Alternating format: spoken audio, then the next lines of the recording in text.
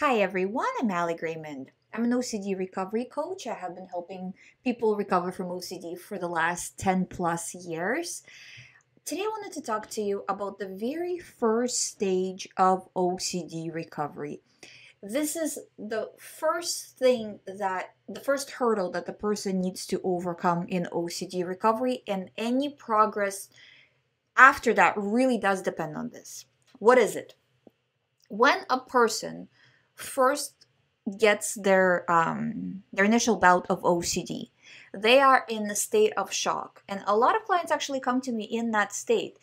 They are not ready to fight. They're still shocked that this has happened to them. This horrific thing, this horrific state of mind, and I've had severe OCD that I recovered from myself over 10 years ago, so I understand the terror that OCD brings.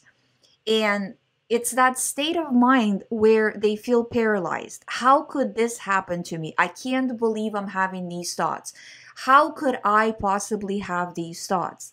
And that's not the state of fighting.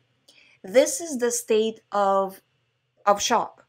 And my first job as a coach is to get the person out of that state so they are able to fight. So if you are in that state right now, you need to start moving towards the fighting part. Otherwise, you're paralyzed. You have to stop ruminating on how bad this thing is. It's bad. And this is where acceptance comes in. You need to say, okay, it is bad. This horrible thing, this horrible disorder has happened to me. These feelings feel very real. My anxiety is 10 out of 10. All true. It's true for me. It's true for millions of people who are also dealing with OCD. But I can basically at this point have two options here. I can sit and think how horrible the situation is, or I can start getting myself into fighting. What does fighting in the beginning look like? Fighting in the beginning looks like small, tiny little steps. I say this, I tell this story to clients quite a bit. When I was going through recovery, and at this point, obviously, I was just learning about OCD and all of that. And that was quite a few years ago. Again, I recovered a little bit over 10 years ago, because I recovered and I pretty much started to help people recover right after that. But to get to recovery also took quite a few years. So let's call it 15 years ago. I remember I was walking down the street and I felt so bad. My anxiety was 10 out of 10. It was literally that moment where, what I'm describing, where I'm still in shock that this is even happening to me. And I thought to myself, again, not doing the time tracking, not doing any of these techniques that we're doing now with clients, but more just on an intuitive level, just I have to stop thinking about this because I felt that I'm making it worse by thinking about it. And I was walking down the street and I saw that the end of the block was maybe like 40 steps away. And I was like, okay, I'm not going to ruminate until I get to the end of the block. So I'm going to stop myself from responding to OCD until I get to the end of the block. And I couldn't do it. It was literally 40 steps. I couldn't do it. And I tried a few times where I tried, failed. That was a few steps, then tried again. And at that point, I realized how bad my OCD was for real. And that I can't do that. I have to fight. And little by little, I started to set these small increments of time for myself, where for the next 5 minutes I will not ruminate. And this is what I want you to do as well, because it really does work when you're in a really bad state. Because usually what I do with clients is we track in 3-hour increments, but 3-hour increments is difficult when you first start out. So doing it 5 minutes at a time is much easier, where it's like, okay, for the next 5 minutes, I will not react. I will not respond. It will be fine because it's only 5 minutes.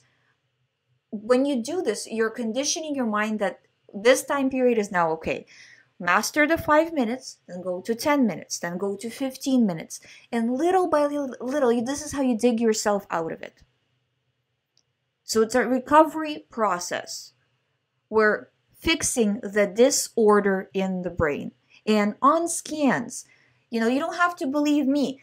look at what ERP is showing to do on brain scans. It's actually fixing the issue. So it's just pushing through and doing recovery work. I tell you, me, my clients, we're all, there's so many people under the video saying that ERP works in comments. This really does work. And I can tell you, I would love to tell you that, hey, there's this other easier way. There isn't. I talk to people all over the world. Different countries have slightly different approaches. I've seen people try every therapy type known to me, probably. I've seen people try brain surgery, brain stimulation, light therapy, tapping, talk therapy. I mean, you name it. I've heard people try it over. And actually, this is not one individual person. Multiple people have tried these things. They don't work for the most part. Medication, I mean, most people have tried medication, so you can be your own judge of that. Or I'd say half my clients have tried medication. It doesn't take the thoughts away. It might subdue them a little bit, but you have to push the rest of the way. So ERP is the only thing that can actually get rid of OCD. And in my personal opinion, doing ERP with whoever, coach, therapist, psychiatrist, psychologist, whatever, in an office setting once a week is not enough. So the system, this is why I have the system that's created in this specific way, is because ERP doesn't stop at their office.